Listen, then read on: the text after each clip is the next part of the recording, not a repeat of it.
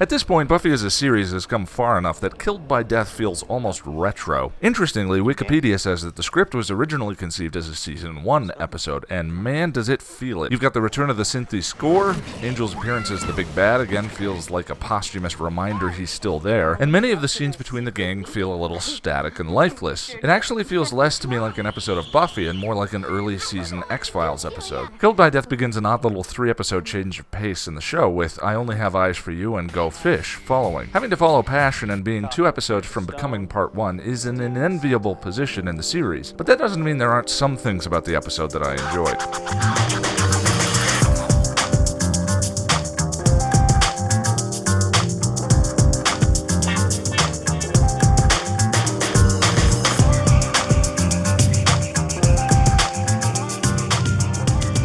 Buffy gets sick and is saved by the gang during a fight with Angel. She ends up in the hospital with a bit of a delusional fever. Joyce reveals to everyone that Buffy hates hospitals because a cousin of hers died in one while Buffy was alone with her. A piece of lore that is never mentioned again, though the show ends up in the hospital on multiple occasions. Buffy wakes up in a fever sweat and sees a small child staring at her. As he walks away, he is followed by something odd. Buffy tries to follow and experiences a flashback to her childhood hospital visits. Confusingly, it turns out it was just a dream. Or was it? She walks the halls again and discovers a young girl has just died. 2 children sneak up on her and tell her death is coming and taking the children. You know, I'm earning a reputation for being a Xander basher. It's probably something I should speak to in a separate video, but I should say again, I love Xander as much as I do any of the other characters on the show, and it's precisely because of scenes like this. In comes Angelus to pay sick Buffy a visit, and Xander throws himself in front of that oncoming train without a second thought. Angelus pulls the bully tactic of physical intimidation, and Xander doesn't back down. This is probably my favorite scene in the episode. I love how Angelus calls Xander on his motivations in a way that nobody else does. There are more flashbacks to Buffy as a child. The gang comes to visit and Buffy shares her concerns that there might be a demon about. And Cordelia uses some of that bright, shiny Cordelia intelligence I was alluding to in the previous review.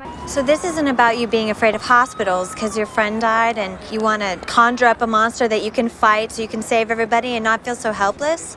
Cordelia, have you actually ever heard of tact? Tact is just not saying true stuff. Xander says he needs to stay behind and watch Buffy's back, and Cordelia once again speaks with plain intelligence. Well, I was using the phrase, watch her back, as a euphemism for looking at her butt. Cordy returns with donuts and coffee, which silently resolves their argument. Willow and Giles discover that the hospital doctor has a rap sheet and has been experimenting on the kids in some way. The doctor is then attacked by a demon only the kids can see. The next day, Joyce comes to take Buffy home, and everyone insists that she stay for one more day. Cordy and Giles head to the library to research the demon. Why do I have to have... Good thinking. I could do the research assistant. Let's go, tact guy. They stumble on the description of the demon itself. It says, it sits on its prey and slowly draws the life out of them. And then Buffy has a genuinely disturbing flashback of her cousin's last moments. Her cousin's performance is actually so creepy good, it makes me a little queasy, and not being able to see the demon she is terrified of makes the whole bit oddly even more disturbing. Buffy figures out the fever is what's letting the kids see the demon, so she induces a higher one on purpose. When she does, she gets her first full view of it. The demon tracks the kids to the basement, and Buffy and the demon fight. She appears to lose for a moment, and then in a weird anticlimax as the thing goes to use its eyeball mouths, she breaks its neck. What an odd little episode this is. First of all, it's the only time in the whole series where Buffy gets non-magically sick. Joyce relates her sickness to her depression over Jenny's death, and Buffy's flashbacks to her cousin and not acting in time to save her. What's wrong? I don't know what to do, Celia.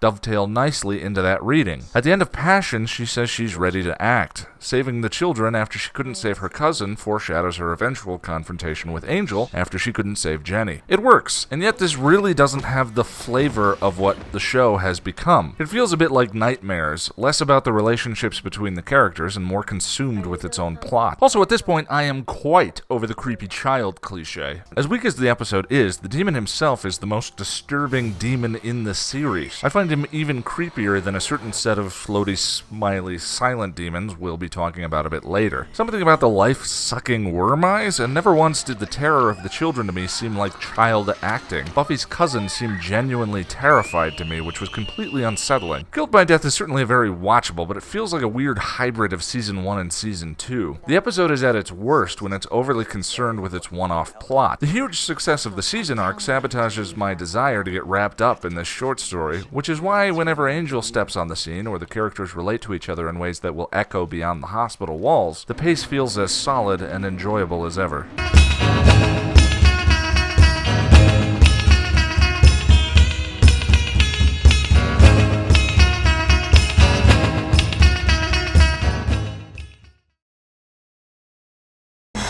I don't know. Maybe we're too late. Maybe they moved. Maybe I'm burning up.